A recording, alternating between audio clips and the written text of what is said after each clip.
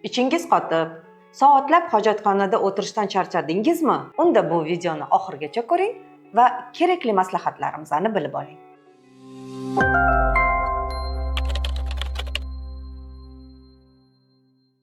O'zi ich qotishni kelib chiqish sabablari har xil bo'ladi. Har kunlik obraz жизни, ya'ni sizni hayot tartibingiz shu holatga olib kelishi mumkin yokida qaysidir kasallik oqibatida ich qotish jarayoni ketayotgan bo'lishi mumkin.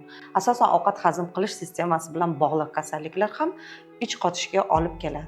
Endi ichim qotyapti deb yurish ham bu noto'g'ri. Avvalo albatta birinchi mutaxassisga murojaat qilinadi, mutaxassis ko'riklaridan o'tiladi va o'ziga kerakli maslahatlarni oladi.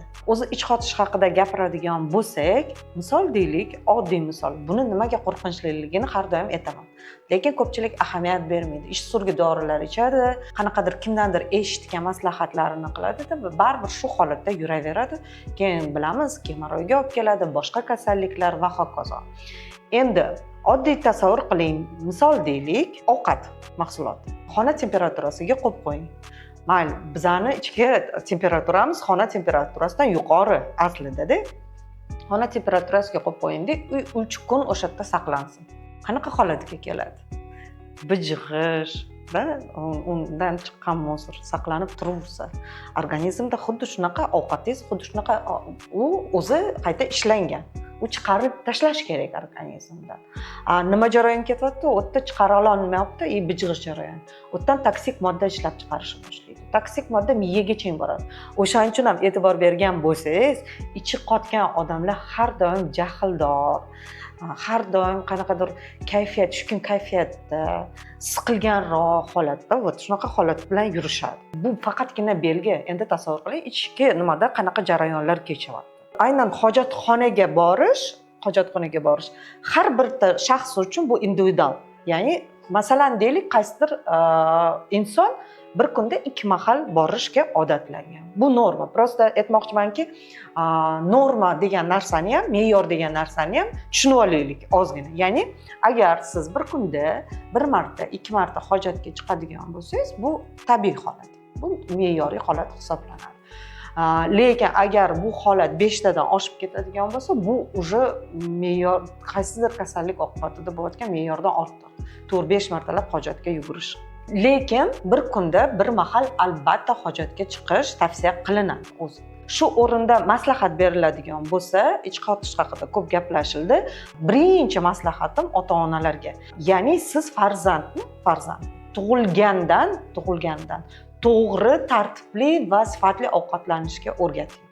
Ya'niki shunaqa jarayonlar ko'p ko'ryapmiz. Bizga mijozlar orasida bolachalar olib kelgan paytda mukkasidan ketib kireshkalar yeyishlari, mukkasidan ketib chipslar yeyishi kerak. Masalan, shunaqalar ham bor, gazirованный napitkalar, fast foodlar. Shunaqa onalar borki, boshqa narsa yemaydi deydi. Suv, oddiy suvni oladigan bo'lsangiz, yo'q deydi, ular suv ichmaydi deydi. Faqatgina deydi, unga napitka berishingiz kerak, sok berishingiz kerak, ana o'shanda suv ichish mumkin. Bu hech qachon suvni o'rnini bosmaydi. O'shaning uchun tarbiya aynan ich qotmasligi uchun bolalikda chaqaloqligidan уже bo'lishi kerak onada. Ko'pincha kichkina bolalar aziyat chekadi.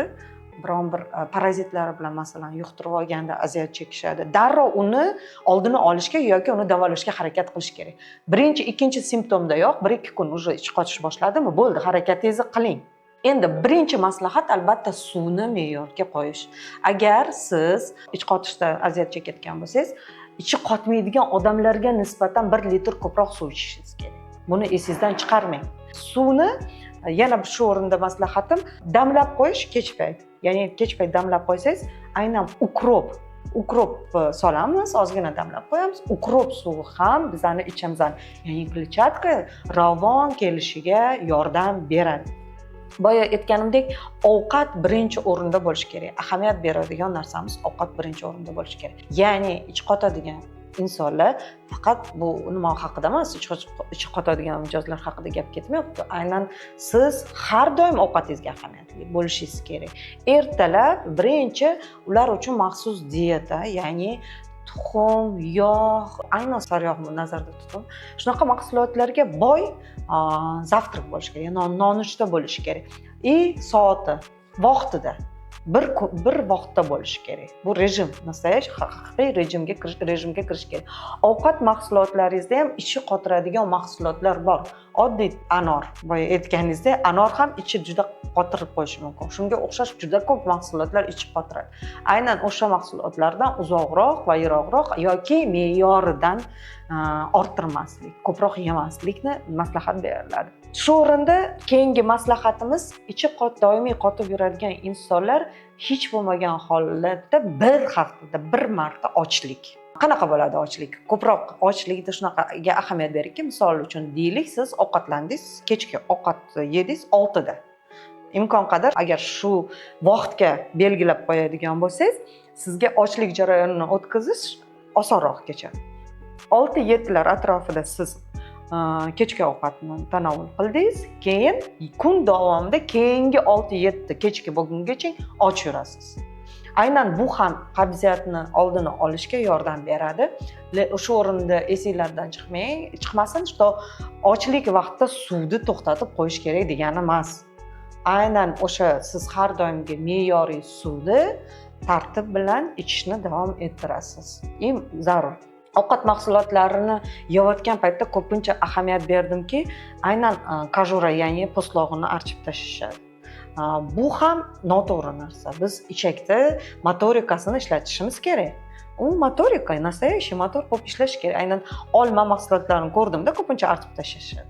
Aytkim keladi, asosan mikroelementlarga to'la. Aynan shu qismi hisoblanadi. Shu o'rinda aytish kerakki, mana oziq-ovqatga ahamiyat berdik, suv ichishga ahamiyat berdik, rejimga ahamiyat berdik.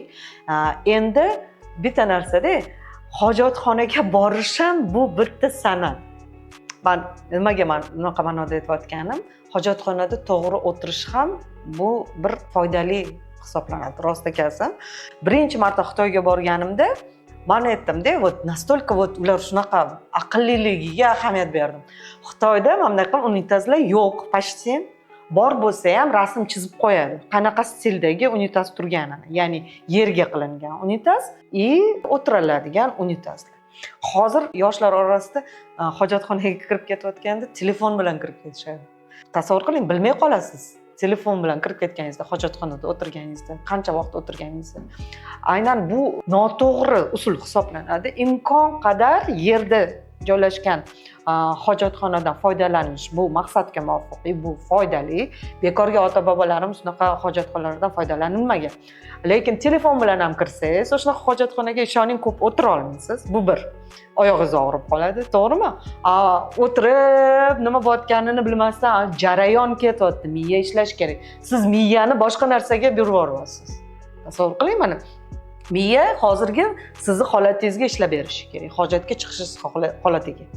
Siz telefonda o'tirasiz, 10 ta informatsiya o'qiysiz, chalg'iysiz, nimaga kirganingizni ham esingizdan chiqarib qo'yishingiz mumkin. Ana shuning uchun aynan hojatxonada o'tirish, qanday hojatxonada o'tirish, qanaqa hojatxonadan foydalanish muhim rol o'ynaydi. Xitoyliklar, to'g'risini aytaman, Xitoyliklarda ko'p ko'rdim. Aynan yerga qilingan hojatxonada.